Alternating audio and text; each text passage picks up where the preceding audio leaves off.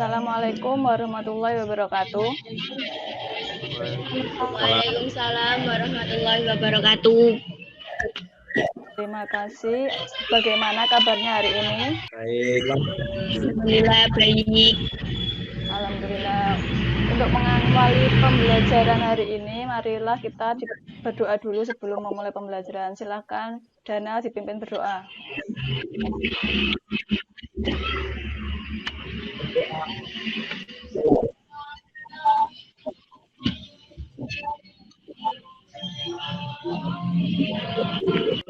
Terima kasih Dana. Baik, sebelum memulai saya absen dulu. Geral Kartika. Masuk, Bu. Setia Putra Pradana. Apa nama? Tasya Cecilia. Hadir.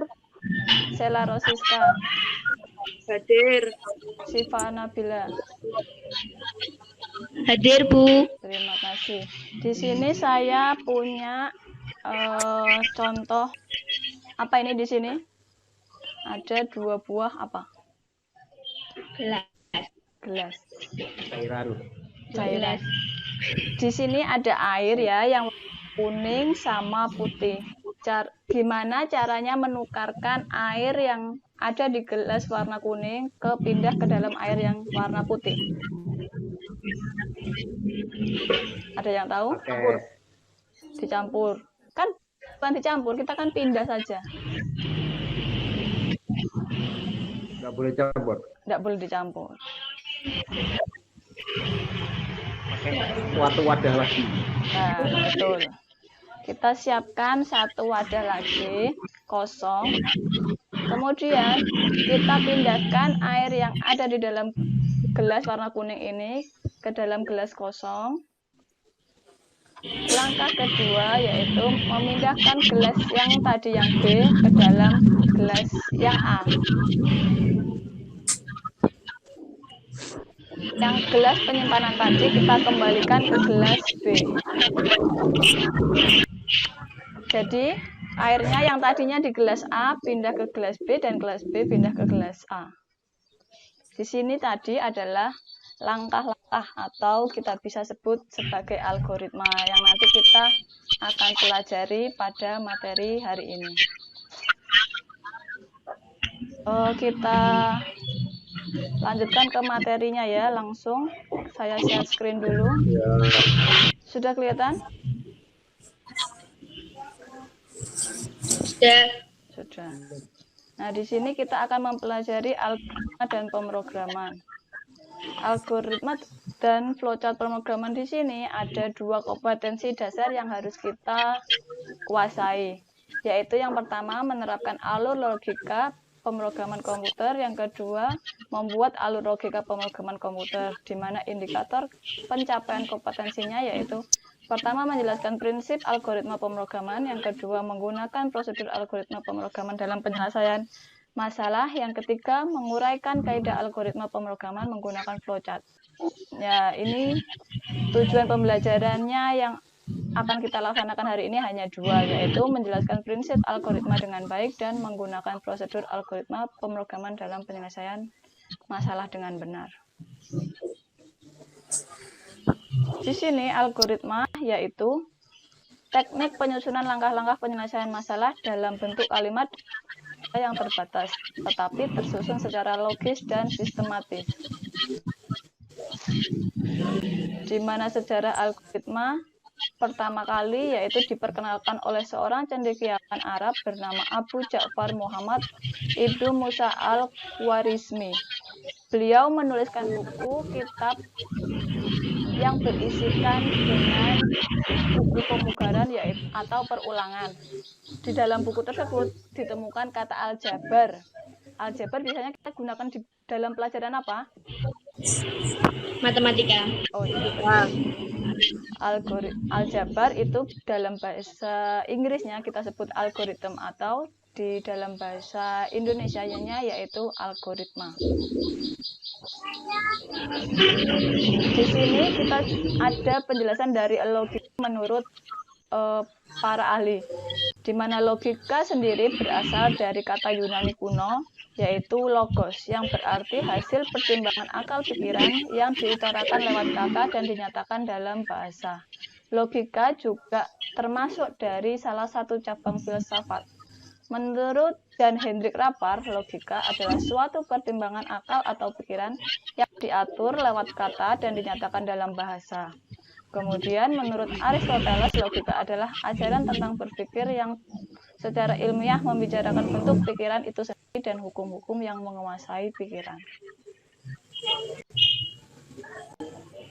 Di sini dalam materi hari ini kita akan mempelajari bahasa pemrograman, yaitu yang bahasa tingkat tinggi. Kemarin sebelum materi hari ini kita mempelajari bahasa mesin, yaitu bilangan apa? 1 dan 0. Biner. Bilangan biner. Bilangan biner. Dan sekarang kita lebih lanjut, yaitu mempelajari bahasa tingkat tinggi.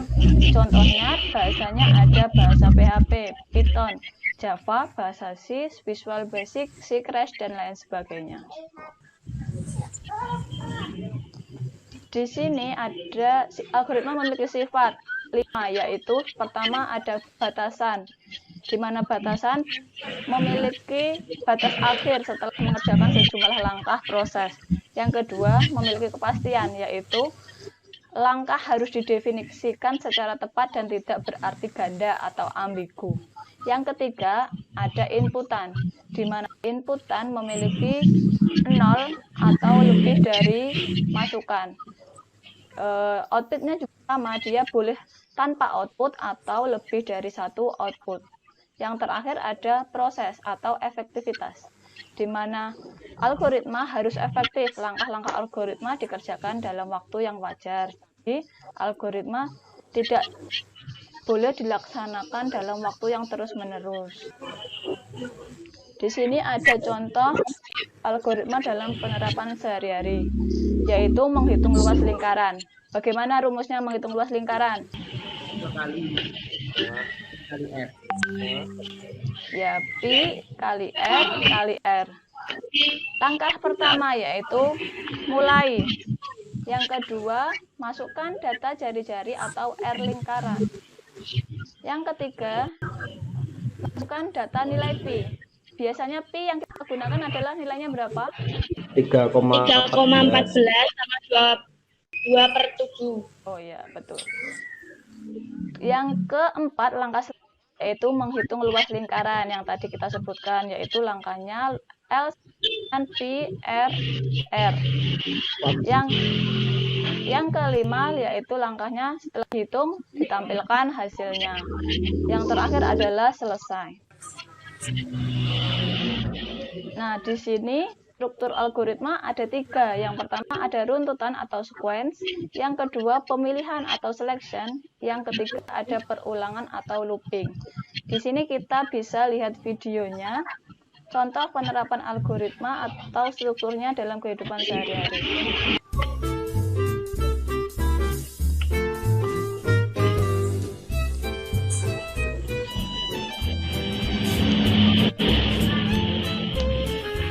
Tahukah Anda, para pengembang game dan aplikasi-aplikasi yang terkenal tidak akan bisa menyelesaikan pekerjaannya tanpa mengenal algoritma. Di samping kerumitannya, mengenal algoritma sebenarnya bisa dianalogikan dengan kegiatan kita sehari-hari. Kita analogikan dengan kegiatan yang sering dan kita sukai saja, yaitu kegiatan makan. Ada 3 contoh algoritma yang sangat sederhana dan biasanya ini dipelajari oleh mahasiswa pada awal-awal mata kuliah pemrograman dasar. Pertama adalah algoritma runtunan. Algoritma ini dianalogikan dengan kegiatan kita melakukan urutan makan yang benar, mulai dari mengambil piring, ambil makanan, sampai dengan minum dan menyimpan kembali piring tersebut ke tempat cuci piring. Kedua adalah algoritma percabangan. Algoritma ini dianalogikan dengan kegiatan seperti menentukan hari ini mau makan dengan apa. Apakah memilih makanan dengan daging, dengan telur, atau dengan ikan. Sampai sini sudah mengerti kan? Ayo kita lanjut. Ketiga adalah algoritma pengulangan. Algoritma ini dianalogikan dengan kegiatan mengunyah makanan. Mengunyah makanan itu tentunya berkali-kali, dan di dalam algoritma disebut sebagai algoritma pengulangan. Masih banyak algoritma yang lebih rumit, namun luar biasanya, serumit apapun algoritma tetap bisa kita analogikan dengan kehidupan kita sehari-hari. Sehingga dibuatlah aplikasi-aplikasi yang begitu keren, game-game yang begitu terkenal, kita bisa belanja, hiburan, jalan-jalan, dan melakukan apapun dengan bantuan aplikasi. Ini karena jasa algoritma. Algoritma itu adalah langkah-langkah logis dan sistematis untuk menyelesaikan permasalahan. Terima kasih kita ucapkan kepada Bapak algoritma kita. Paham gimana struktur algoritma? Paham. Paham. Baik, di sini nanti kita ada tugas diskusi. Yang pertama yaitu mendefinisikan tentang pengertian algoritma, logika, dan strukturnya juga sifat algoritma. Kalian bisa kerjakan pada LKPD yang saya kirimkan pada Google Classroom. Ada langsung sama lembar kerjanya. Nanti silakan dikerjakan, didiskusikan bersama-sama. Saya kasih waktu 30 menit. Bisa dikerjakan? Bisa. Nah, sekarang setelah dari diskusi yang kalian kerjakan, ada yang bisa menyampaikan hasil diskusinya? Silakan. Saya, Bu. Ya, silakan, Siva. Oke, Assalamualaikum warahmatullahi wabarakatuh. Waalaikumsalam. Warahmatullahi wabarakatuh. Di sini saya akan menyampaikan pengertian dari algoritma. Algoritma dalam matematika dan ilmu komputer adalah prosedur langkah demi langkah untuk perhitungan. Algoritma digunakan untuk perhitungan, pemrosesan data, dan penalaran otomatis. Algoritma adalah metode efektif diekspresikan sebagai rangkaian terbatas dari instruksi-instruksi yang telah didefinisikan dengan baik. Sudah, terima kasih, bagus. Ada yang lain mau menambahkan?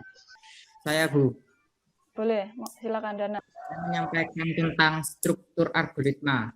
Ya, Ada 3 struktur dasar yang digunakan dalam membuat algoritma, yaitu struktur berurutan, sequencing, 2, struktur pemilihan atau keputusan atau perdagangan, branching, 3, struktur pengulangan, looping. ya, betul. Ada lagi? Silakan, Natasha. Algoritma itu sendiri diantaranya 1. Tidak menggunakan sintaks dari suatu bahasa pemrograman tertentu. 2. Tidak bergantung pada suatu bahasa pemrograman tertentu.